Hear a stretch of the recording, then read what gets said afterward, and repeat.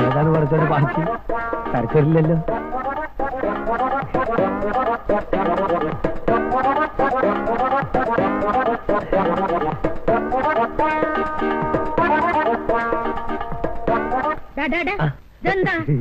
ഒരുത്തൻ മാറുമ്പോ വേറെ ഒരുത്തൻ. ടാറ്റ കമ്പനിയിലെ ഷിഫ്റ്റ് പോലെ. ഞാനല്ല, അവൾ അവിടുന്ന് ഇങ്ങോട്ട് കണ്ണുമൂക്കും കാണിച്ചതാ. എനിക്ക് ഈ ലേഡീസ് എന്ന് പറഞ്ഞാൽ തന്നെ പേടിയാ. എന്തിന്? നിങ്ങളോട് ഈ കാലം വരെ ഒരു അക്ഷരം ഞാൻ മിണ്ടിയിട്ടുണ്ടോ? സ്വന്തം വീട്ടിലുള്ള നിങ്ങളോട് മിണ്ടാണ്ടാണ് അന്യ വീട്ടിലുള്ള അവളോട് മിണ്ടാൻ പോകുന്നത്. പോയോ? ഇവിടെ വെച്ചേ ഈ ഏർപ്പാടൊക്കെ നിർത്തുന്നതാ നിന്റെ ആരോഗ്യത്തിന് നല്ലത്. അല്ലെങ്കിലേ ഇതുകൊണ്ട് തട്ടുന്നവരെ നിന്നെയും തട്ടും.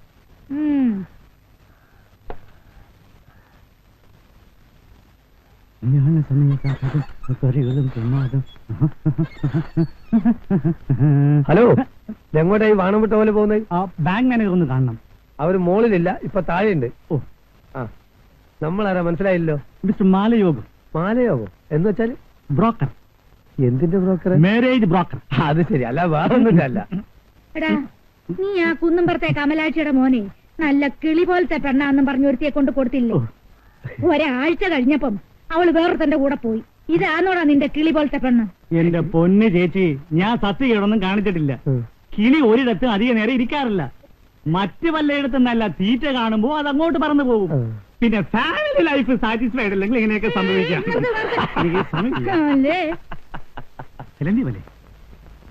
ഇവിടെ ആരുമില്ലേ? ഇവിടെ ആരുമില്ലേ? ഹലോ, എന്താ പ്രശ്നം? കുട്ടിയെ കാണാൻ വന്നതാ. കുട്ടിയോ? ആ, കുട്ടി ഇവിടെ അല്ല, മേള. ആ കുട്ടിയല്ല, ഇവിടത്തെ കുട്ടി, പെൺകുട്ടി. പെൺകുട്ടിയോ? ആ, എന്നെ മനസ്സിലായില്ലേ? Mister Malayogam, marriage broker. അത് ശരി. ഇരുന്നാട്ടെ. എനിക്ക് ആളെ മനസ്സിലായില്ല. ആ, പിന്നെ കുട്ടിയുടെ ജാതകവും ഫോട്ടോ ഒന്ന് വേണം. ഒരു ഡോക്ടർ ഉണ്ട്, അമേരിക്കയിലാ. ഡോക്ടർ അല്ലാതെ വേറെ ആരെങ്കിലും ഉണ്ടോ? ഉണ്ടല്ലോ സാർ. ഇയാള് എഞ്ചിനീയറാ, ഇറാഖിലാ, എണ്ണ കമ്പനിയിലാ ജോലി.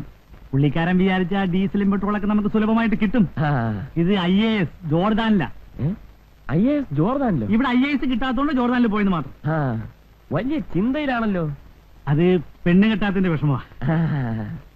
ഇയാൾ ആഫ്രിക്കയിലാ. ആദിവാസിയെ പോലെ ഉണ്ടല്ലോ ഗെറ്റപ്പ്. വാലും കൂടെ വെച്ചാ കൊരകനെ പോലെയാവും. ഇപ്പൊ അങ്ങനെയൊന്നല്ല സാറേ, ആള് നല്ല സുന്ദര കുട്ടപ്പനാ. പ്ലാസ്റ്റിക് സർജറി ഒക്കെ ചെയ്ത് ഇതിലേത് വേണമെങ്കിലും സാറിന് പെങ്ങൾക്ക് യോജിക്കും. ഞാൻ പെങ്ങളോടൊന്ന് ചോദിക്കാം. പെങ്ങളെ, വലിയ നാണക്കാരിയാ. എല്ലാ പെമ്പിളരും അങ്ങനെയാ.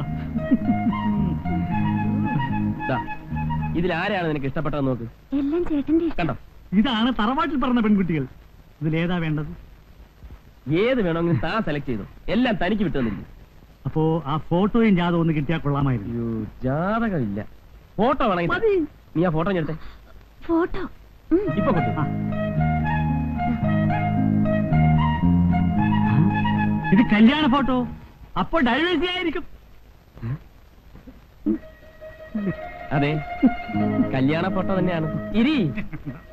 6 മാസം ആയുള്ള കല്യാണം കഴിച്ചിട്ട് അതിനു മുമ്പ് തനിക്ക് അവളെ ഡൈവേഴ്സിയാക്കണമെന്ന് ആഗ്രഹമുണ്ടെങ്കിൽ റോഡിൽ കൂടി കാണാൻ കൊള്ളാവുന്ന പെമ്പിളരെ കണ്ടാൽ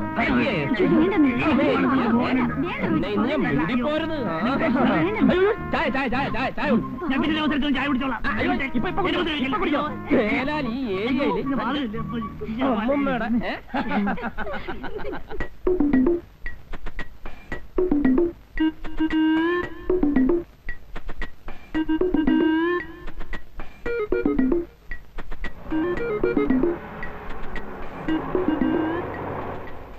അല്ല, ഈ കള്ളന്റെ കണ്ണിലാ പെട്ടത്.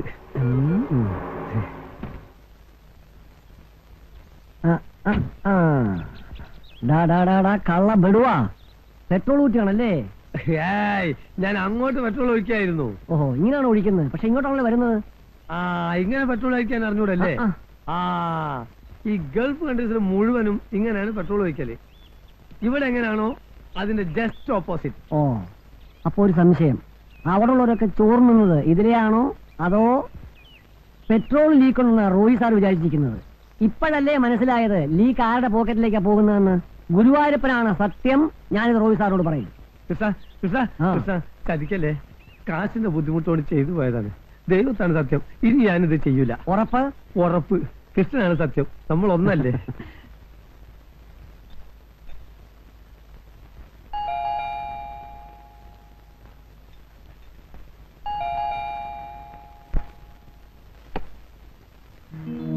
അച്ഛനോ? ഇരിക്കൂ. ഇരിക്കാനൊന്നും നേരമില്ല മോളെ. ആ, നമ്മുടെ പരമേശ്വരനാരുടെ മൂത്ത മോന്റെ നിശ്ചയമാ. ഇവളെ ഇവിടെ ആക്കിയിട്ട് എനിക്കങ്ങ് പോണം. മോള് സ്കൂളിൽ പോയ ചേച്ചി, നീ വരുമെന്ന് പറഞ്ഞ് പോകാതിരുന്നതാ. ഉച്ചക്കെത്തും. രാജൻ ഇവളുടെ കാര്യമെല്ലാം ശരിയാക്കിയിട്ടില്ലേ മോളെ? നാളെ അല്ലേ ഇന്റർവ്യൂ? രാജേട്ടൻ പ്രിൻസിപ്പലിനോട് പറഞ്ഞ് എല്ലാം ശരിയാക്കിയിട്ടുണ്ട്. ഓ, ഷൈനി, അച്ഛൻ അറിയില്ലേ? ഷൈനി കോട്ടയത്തുള്ള, ഇവിടെ താഴെ താമസം. എന്നെ ഓർക്കുന്നു. പിന്നെ പഴയ ചങ്ങാതിമാർ രണ്ടിനും ഒരിടത്ത് തന്നെ എത്തി. ആഹാ, ശ്രീലക്ഷ്മിയോ? നീയും ഒത്തിരി വളർന്നുവല്ലോ. അമ്മയ്ക്കൊക്കെ സുഖമാണോ? പ്രത്യേകിച്ച് വിശേഷമൊന്നുമില്ലേ ചേച്ചി? ആ, നിങ്ങൾ സംസാരിച്ചിരിക്കും, ഞാൻ ഇറങ്ങട്ടെ. അച്ഛനെന്നെ ഉടനെ പോകുന്നു. ഒരു കല്യാണം വെച്ചുകൊണ്ട് മോളെ, അടുത്താണ് വരുമ്പോ കാണാം. വരട്ടെ. നീ എത്രയല്ലേ പഠിക്കുന്നേ? Pre degree.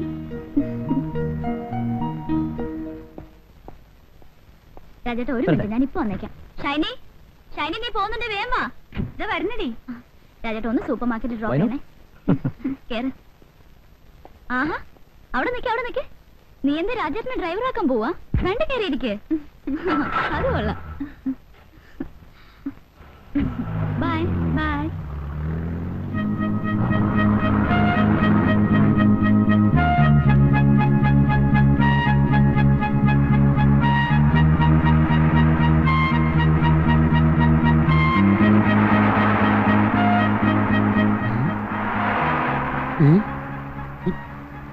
മേളത്തെ സാറും താഴത്തെ കൊച്ചമ്മയല്ലേ?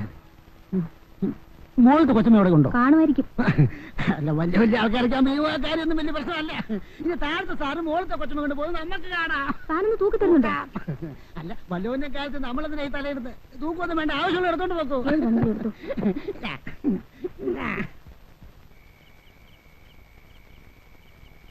ശ്രീ.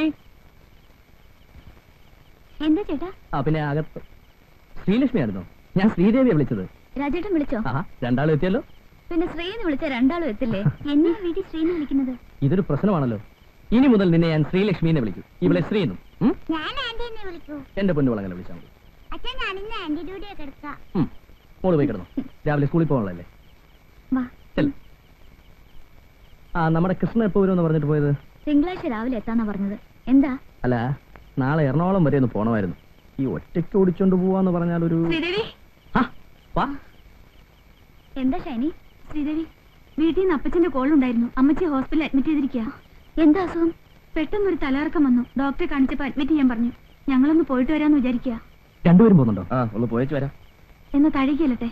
ശരി, ഗുഡ് നൈറ്റ്. എന്താ സീരിയസ് ആയിട്ട് എന്തെങ്കിലും? സീരിയസ് ഒരു മണ്ണാങ്കട്ടയില്ല. ഇത് സ്ഥിരമായിട്ടുള്ള ഏർപ്പാടാ. നമ്മുടെ മദർലോയിൽ അനാവശ്യമായിട്ട് ഒരുപാട് ഫുഡ് കൺസ്യൂം ചെയ്യും. അതിന്റെ ഏനക്കേടാ. ചുരുക്കി പറഞ്ഞ മനുഷ്യനെ മെനക്കെട